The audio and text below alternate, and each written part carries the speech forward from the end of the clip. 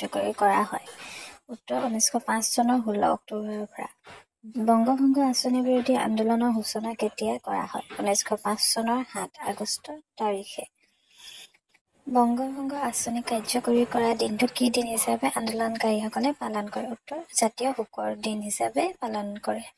বংগভংগ আঁচনি বিৰোধী আন্দোলনৰ প্ৰাথমিক কাৰ্যসূচী কি আছিল? প্ৰাথমিক কাৰ্যসূচী আছিল হৰতাল, সভা, শোভাযাত্ৰা আৰু ৰাখী বন্ধন।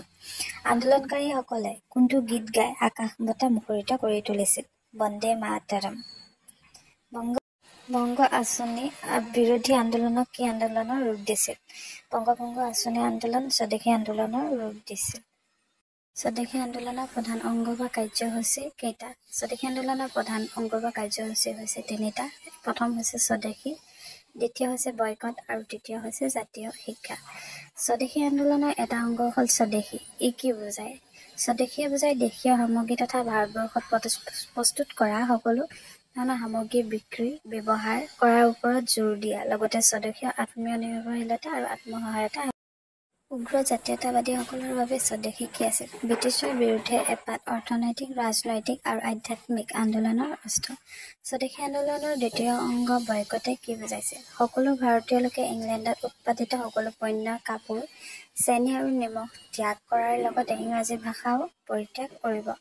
ইংৰাজে ভাৰতীয়ক দিয়া উপাধি অবৈতনিক বাব পৰিষদৰ সদস্য পদ ত্যাগ কৰা। ইংলেণ্ডত উৎপাদিত সামগ্ৰী ব্যৱহাৰ কৰা লোককো সামাজিকভাৱে বৰ্জন কৰা বুজাইছিল। স্বদেশী আন্দোলনৰ তৃতীয় অংগ জাতীয় শিক্ষাই কি বুজাইছে? স্বদেশী আন্দোলনৰ তৃতীয় অংগ জাতীয় শিক্ষাই বুজাইছে যে ব্ৰিটিছে প্ৰদান কৰা আৰু প্ৰৱৰ্তন কৰা ইংৰাজী শিক্ষাৰ সলনি জাতীয় শিক্ষা গ্ৰহণ কৰা। প্ৰাচীন ভাৰতীয় শিক্ষা, সাহিত্য, সংস্কৃতি আৰু ভাষাৰ ওপৰত অধিক গুৰুত্ব দিয়া হৈছিল। অৰ্থাৎ অতীতক গৌৰৱান্বিত কৰাটো জাতীয় শিক্ষাৰ লগতে স্বদেশী আন্দোলনৰো অন্যতম প্ৰধান উদ্দেশ্য। স্বদেশী আন্দোলনৰ সময়ত কোনে বেংগল কেমিকেল নামৰ প্ৰতিষ্ঠান স্থাপন কৰি আদৰ্শ দেখুৱাইছিল? কলকাতা বিশ্ববিদ্যালয়ৰ ৰসায়ন শাস্ত্ৰৰ অধ্যাপক প্ৰফুল্ল চন্দ্ৰ ৰায়ে স্বদেশী আন্দোলনৰ সময়ত বেংগল কেমিকেল নামৰ প্ৰতিষ্ঠান স্থাপন কৰি আদৰ্শ দেখুৱাইছিল। জাতীয় শিক্ষা পৰিষদ নেশ্যনেল এডুকেশ্যনেল কনফাৰেন্স কেতিয়া আৰু ক'ত গঢ়ি তোলা হৈছিল? জাতীয় শিক্ষা পৰিষদ 1906 চনৰ 15 আগষ্ট তাৰিখে কলকাতাত গঢ়ি তোলা হৈছিল।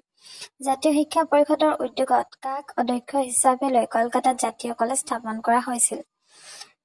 অৰবিন্দ ঘোষক অধ্যক্ষ হিচাপে লৈ কলকাতাত জাতীয় কলেজ স্থাপন কৰা হৈছিল। কাৰ নেতৃত্বত বংগদেশৰ স্বদেশী আন্দোলনে সৰ্বভাৰতীয় মৰ্যাদা লাভ কৰিছিল? সেই সময়ত কংগ্ৰেছৰ নেতৃত্বত বংগদেশৰ স্বদেশী আন্দোলনে সৰ্বভাৰতীয় মৰ্যাদা লাভ কৰিছিল। স্বদেশী আন্দোলনৰ সন্ত্ৰাসবাদী ধাৰাটোৰ মুখ্য প্ৰবক্তা কোন আছিল? সন্ত্ৰাসবাদী ধাৰাটোৰ মুখ্য প্ৰবক্তা আছিল বিপিন চন্দ্ৰ পাল, বাল গংগাধৰ তিলক, লালা লাজপত ৰায়, অৰবিন্দ ঘোষ, বাৰীন ঘোষ, উল্লাসৰ দত্ত, প্ৰফুল্ল চাকি, ক্ষুদিৰাম বসু আদি। স্বদেশী আন্দোলনৰ সময়ত লাল বাল পাল ৰূপে কোন বিখ্যাত হৈ উঠিছিল? সেই সময়ত লালা লাজপত ৰায়, বাল গংগাধৰ তিলক আৰু বিপিন চন্দ্ৰ পাল লাল বাল পাল ৰূপে বিখ্যাত হৈ পৰিছিল। মুছলিম লীগ কেতিয়া গঠন কৰা হৈছিল? স্বদেশী আন্দোলনৰ সময়ত অৰ্থাৎ 1906 চনত মুছলিম লীগ গঠন কৰা হয়। স্বদেশী আন্দোলনৰ আগশাৰীৰ নেতা কৃষ্ণ কুমাৰ মিত্ৰ, অশ্বিনী কুমাৰ দত্ত আদিক কিমান চনত দেশান্তৰিত কৰা হৈছিল? 1908 চনৰ ডিচেম্বৰ মাহত তেওঁলোকক দেশান্তৰিত কৰা হৈছিল। ধন্যবাদ। আজিলৈ ইমানেই। পুনৰ লগ পাম স্বদেশী আন্দোলনৰ বিষয়ে অধিক জানিবৰ বাবে। ধন্যবাদ।